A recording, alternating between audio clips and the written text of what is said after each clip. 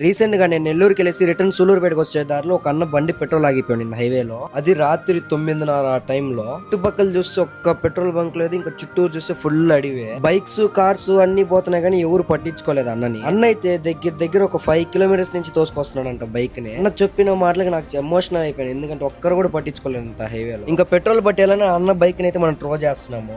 దగ్గర ఒక 5-6 కిలోమీటర్స్ అయితే త్రో చేస్తాను. గైస్ నేనైతే మీకు ఒక విషయం చెప్పాలనుకుంటున్నాను. అదేంటంటే మీరు ఇంట్లో నుంచి బయలుదేరేప్పుడు పెట్రోల్ ఉందా లైక్ చెక్ చేసుకోండి మీ వెహికల్స్ లో. ఎందుకు చెప్పానంటే ఆ మాట, ఈ మధ్య నైట్ హైవేల సిచ్యువేషన్ కూడా మీకు తెలిసిందే కదా ఏం జరుగుతున్నాయో. యాక్చువల్ గా చెప్పాలంటే నాకే భయం వేసింది అన్న దగ్గర బైక్ ఆపేదానికి. ఎందుకంటే అన్న బైక్ నెట్టుకుని వెళ్ళే స్పాట్ అలా ఉంది భయంగా. అన్న ధైర్యంగా నెట్టుకుని వస్తున్నాడు ఆ స్పాట్ లో కూడా బైక్ ని. ఇంకా నా వెనకాల కూడా సిద్ధు ఉన్నాడు కాబట్టి నేను కూడా బైక్ త్రో చేస్తాను. యాక్చువల్ గా చెప్పాలి నేను కూడా త్రో చేస్తున్నాను ఒంటరిగా ఉంటే. ఎందుకంటే రాత్రిలో బైకులు ఆగిపోతే ఎవరు త్రో చేయరు, ఎందుకంటే వాళ్ళ భయాల్లో వాళ్ళు ఉంటారు. ఎవరు భయాలు అంటే దొంగలు ఏమైనా చేస్తారా, ఇలా ప్లాన్ చేసి చేస్తున్నారా అని భయం వేస్తుంది. ఇంకా ఫైనల్ గా అన్న పెట్రోల్ బంక్ వదిలేసి మేము బయలుదేరేసాము.